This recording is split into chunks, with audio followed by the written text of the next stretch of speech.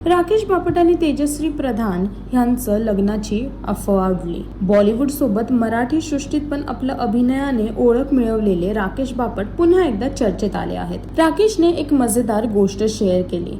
त्याची बहीण व्हायरल झालेल्या एका रीलमुळे त्याच्या लग्नाची अफवा कशी पसरली हे उघड केले। या रीलमध्ये राकेश आणि तेजश्री प्रधान लवकरच मे मध्ये लग्न करणार आहे असं सांगितलं जात होतं।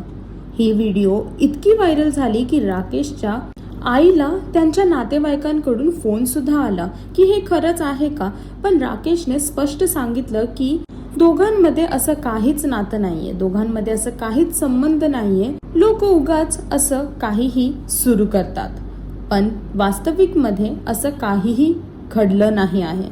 राकेश बापटची जी ही गोष्ट आहे, अफवाची जी किस्सा आहे, तो सध्या सोशल मीडियावरती खूपच व्हायरल होताना दिसत आहे। अजून अशी अपडेट्स आणि डिटेल्ससाठी टेलीचक्र रिजनलला सबस्क्राईब करायला विसरू नका।